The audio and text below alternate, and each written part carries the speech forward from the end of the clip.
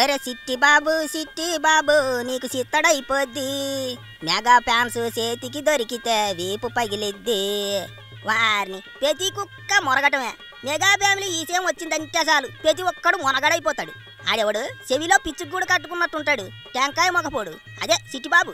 ఆడి మొహం చూస్తే గాని జనానికి ఆడెవడో తెలియదు. మొహం చూసినా చాలా మంది గుర్తుపట్టరు. కానీ కొంతమంది మాత్రం రాఖీ సినిమాలో కోడెలొంటి మీద కిరోసిన్ పోసి చంపేస్తాడు ఎదవా, ఆడి ఈడే రోయ్ అనుకుంటుంటారు. సినిమాల్లో అట్లాంటి లంగోట పాత్రలు చేశాడు ఈ సిట్టిబాబు అనేవాడు. సినిమాల్లోనే కాదు బయట కూడా అట్లాంటోడేనేమో అనుకుంటున్నారు ఇప్పుడు చాలా మంది. ఎందుకంటే ఆ సిట్టిబాబు వ్యవహారాలు చూస్తుంటే అట్టాగే ఉన్నాయి. మరి మెగా ఫ్యామిలీ గురించి, మెగా హీరోల గురించి ఎక్కడ పడితే అక్కడ ఈసం కక్కుతుంటాడు. మరి ఆడికేం పోయే కాలం వచ్చిందో. వైసీపీ వాళ్ళు అండ చూసుకొని పోయిన 5 ఏళ్ళు పవన్ కళ్యాణ్ పై పెద్ద పెద్ద పేలాపనులు పేలాడు. అసలు ఈ సిట్టిబాబు అనే వాడి గురించి మాట్లాడమే పెద్ద వేస్ట్. ఆడికంత సీన్ లేదు. ఆడి పిల్లిగడ్డము, చెవిలో ఎంట్రుకలు, ఆ వాలకం చూస్తేనే గండు పిల్లికి గుండు గీకినట్టుంటాడు. పోనీ ఏటైనా పెద్ద పెద్ద సినిమాల్లో నటించాడా అంటే అది లేదు.